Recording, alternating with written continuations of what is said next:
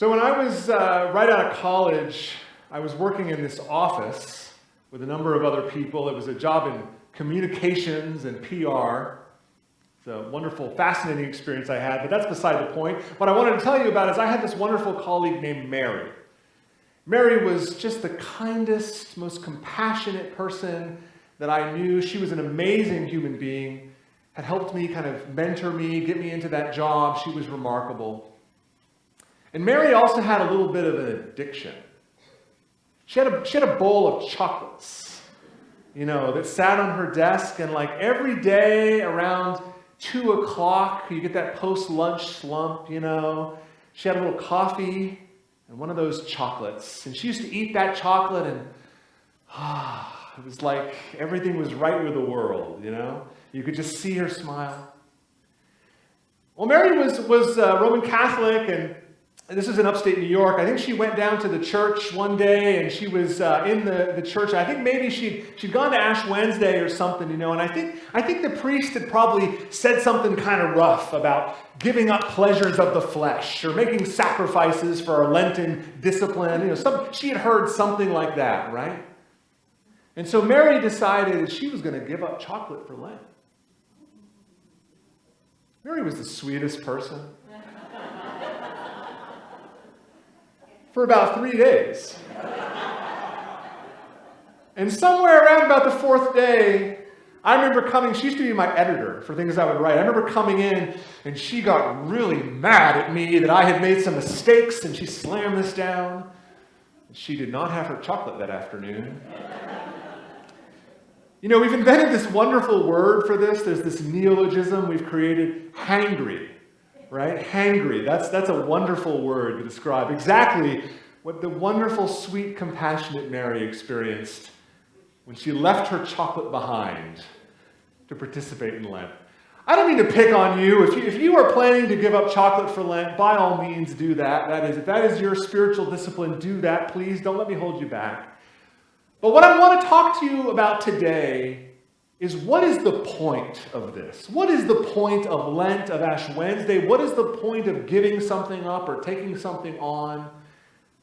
Because one of the problems that we have in the church sometimes, one of the problems we have of being a tradition that is 2,000 plus years old, right, is that sometimes we do things because we've done things. Sometimes we do things because we've always done them that way. Sometimes we do things because that's just the way things are. And that's something that happens to us in religious practice. And I think that's something we need to guard against in our life, because we don't want our faith to be rote. And sometimes we lose the purpose, the meaning of what we do when we focus on sometimes the low-hanging fruit, right? Why do you give up chocolate? Well, because you always give up chocolate for Lent. Or because it's too much fun or something. But why? Right? Why? What is the bigger purpose? What is the thing that we're being called to? Because again, I don't need to pick on you if giving up, your Dove chocolate is like the thing that you do for Lent, and that's what brings you closer to God. By all means, do that. That's not my intention. My intention is to kind of peel that back a little bit. There was a wonderful speaker who said once, motivational speaker, who said the main thing in life, the main thing is to keep the main thing the main thing. One of the problems we have in organized religion, don't worry, we're not very organized, but one of the problems we have in organized religion is that sometimes we fail to do that. Sometimes we let the other things become the reason in and of themselves, and we lose sight of what the true purpose of our disciplines are, our calling is. So let me ask you a question. What is the point of that?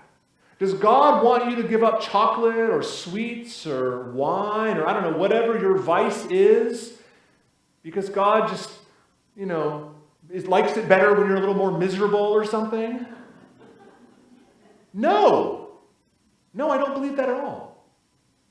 See, I believe the purpose of all of the laws of God, of all of the commandments, is to make our lives better. To make our lives more holy, to make our lives more purposeful and meaningful. And I believe the purpose of Lent, The purpose of this time is really the purpose of the entire church, is to bring us closer to God. That's the purpose. That's the reason it exists. You don't give up chocolate or wine or whatever your vice is because it's kind of the low-hanging fruit. You want to feel like you're sacrificing something. The point of our work, the point of our spiritual disciplines should be to bring us closer to God. Jesus said he said a lot of amazing things, by the way. One of the most amazing things that Jesus said, one of the things I love to quote, is where he said, it's not what goes into a person that defiles them. It's not the things you eat or drink or anything like that. It's not the things that go into a person that defiles them. It's the things that come out of a person.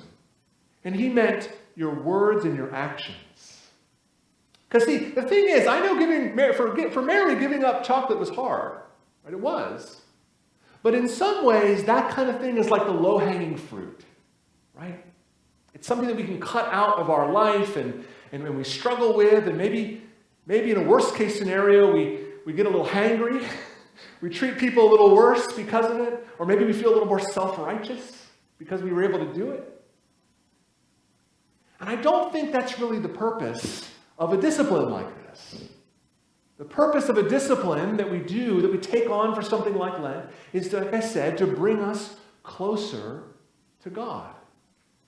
Because I don't really think that God loses any sleep over whether or not you're eating chocolate. Do I think that God cares about treating other people with anger or hatred or resentment? Yes, absolutely. Absolutely. Again, not what goes into somebody, but what comes out of them that causes them to defile themselves. Now, I didn't make this list, but I put something on the cover of the bulletin this morning that's just kind of food for thought for us. It's a list of things we might give up and might take on for Lent. And it is very different than most lists I've ever seen. I didn't invent this. I saw this, but I wanted to share it with you. Because to me, this speaks to the heart of the matter. What if for Lent, we didn't give up candy or sweets or something like that, but we gave up our anger. We gave up our bitterness. We gave up our resentment. Maybe we gave up our guilt, folks. Yes, that's something you can give up. We gave up our jealousy. We gave up any of those things that separate us from God and from our neighbor. And we took on things that bring us closer to God and to our neighbor. We took on happiness or joy or hope. The fruits of the Spirit: love, joy, peace, patience, kindness, goodness, faithfulness, gentleness, self-control. Those are the things that the Spirit produces in us. Maybe that's something powerful for us to meditate on this season. Because I think we shouldn't just go right for the low-hanging fruit. Again, if that is important to you, if giving up chocolate is your spiritual discipline that brings you closer to God, by all means do that. By all means. But ask yourself a bigger question. How does this bring me closer to God? How does this create in me a new heart and a new spirit? How does this lead to my own transformation in Jesus Christ? Those are the things that we should be targeting. Those are the things that bring life to us. Those are the kinds of things we can leave beside and take on. You'll notice in the gospel reading today, Jesus says some pretty amazing things about the public practice of religion. And you'll notice one of the things that's always amazed me in the Gospels is that Jesus takes aim at people who practice their religion, practice their piety in a way that actually hinders their ethics. This happened a lot. In his time, it happens a lot today. It's amazing how these things are still relevant to us. Jesus, for example, talks about the people that, because they needed to be pure to go to the temples, walked right past that guy beaten up on the side of the road. And it was the heretic Samaritan who didn't care one bit about being pure who stopped to help that man, right? Jesus said, who was the neighbor? The one who acted in a neighborly way. not the one who was ritually pure. The priest walked by feeling holier than thou, but didn't act in righteousness. It was the Samaritan who did. And in the same way, Jesus takes aim at people who like to show off their piety. The kinds of people who want to give a bunch of money to a charity and then, just so you know, I just gave a bunch of money to the charity. Tell me how great I am, right? It's okay to be recognized for things that you've done, for people to receive a thanks for that, of course. But does that become a point of pride? Or Jesus loved to take aim at the people he said would get up and give long prayers, show how pious and holy they were. And he said that was hypocrisy. Hypocrisy, plain and simple.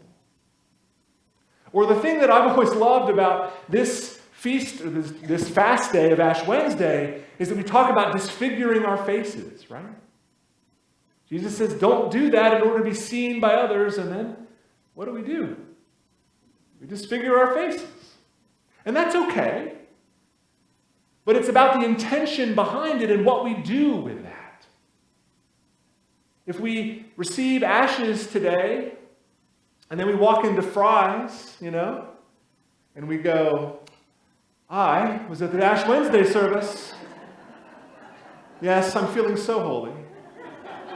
Were you at the Ash Wednesday? No, you weren't. No, you weren't. Should have come. It was great. Heard a great sermon. Oh, I was at the Ash Wednesday service. You see? What has that done, right? That's exactly the problem, isn't it? That's pride. That's something that separates us from other people, and that, Jesus said, wounds our relationship not just to other people, but to God. Not just to other people, but to God. That, he said, was the kind of thing that hypocrites do. And so that's something we should be mindful of. How do we practice our piety, practice our religion, not in a way that is intended for public announcement, not something that we parade out in front of other people to show what holy people we are, but in a way that brings us closer to God. And you'll notice that in every single example in that gospel today, Jesus talks about doing something in secret, and that your Father who sees in secret will reward you. And I'm imagining that room, that cell that you go into at night where no one can see you, no one can hear you except that God. And you pray, and you ask for forgiveness, and you set your intention of your heart. And notice that is a relationship of intimacy. That's a relationship of deep and personal knowledge, of a relationship that is deeper than almost anything else. Because God is as close to us as the hairs on our head, the breath in our lungs. God knows our hearts. And so when we practice our faith, when we practice our religion, let's do it in ways not to lift ourselves up, but to lift up others, as Paul would have said. Practice it in a way that brings mercy and love and justice into the world, that brings peace into the world. Not in a way that makes me into some kind of holy, pious person, because I am not, but in a way that brings us closer to God. So here's the thing. I do think we should give up something or take something on for Lent. But I think we should ask ourselves a harder question. Not a question of, can I live without a little chocolate, or can I live without a little wine, or whatever it is. Live without a little fast food or something. I mean, those are all good things to give up. I mean, don't get me wrong. But again, what is the purpose? What are we giving up and taking on that brings us closer to God, closer in our relationship with a God who meets us in secret and knows every beat of our heart, every thought in our mind, every whisper that we've ever said or even thought to say, who meets us where we are and knows the deepest part of our being? How do we bring ourselves closer to God and to our neighbor? And that I think, is where we find a holy Lent. Holy Lord, today as we come before you, let us come with ourselves as a living sacrifice.